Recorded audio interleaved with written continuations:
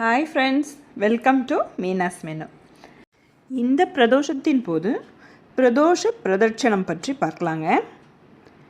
பிரதோஷ பிரதட்சணம் என்பது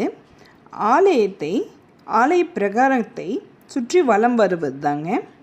அது பிரதோஷ டைமில் எப்படி பண்ணலான்றத இப்போ பார்க்க போகிறோம்.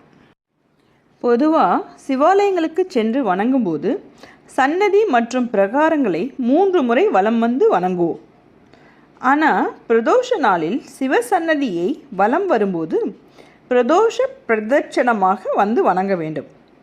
இதுக்கு பேர் சோம சூக்த பிரதட்சணம் என்று அழைக்கப்படுகிறதுங்க. எதனால் அப்படின்னா, தேவர்கள் பார்க்கடலை கடையும் போது வாசுகி பாம்பிலிருந்து வெளிப்பட்ட ஆழகால நெஞ்சானது தேவர்களை துரத்தி கொண்டு வந்தது. அப்போது அவங்கெல்லாம் திருக்கைலாயத்தில் வலமாக ஓடினார்கள். அப்போது ஆழகால நெஞ்சு தேவர்களை எதிர்கொண்டு இடமாக சுற்றி துரத்தியது.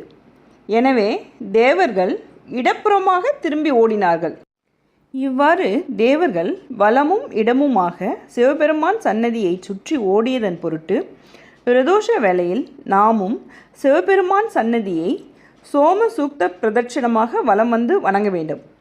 அதாவதுங்க, நந்திக்கு இடப்புறமாக சன்னதிக்குள் நுழைந்து சிவ சன்னதியை வலம் வந்து சண்டிகேஸ்வரர் சன்னதி அருகே திரும்பி இடமாக வலம் வந்து சிவபெருமானை வணங்க வேண்டும்.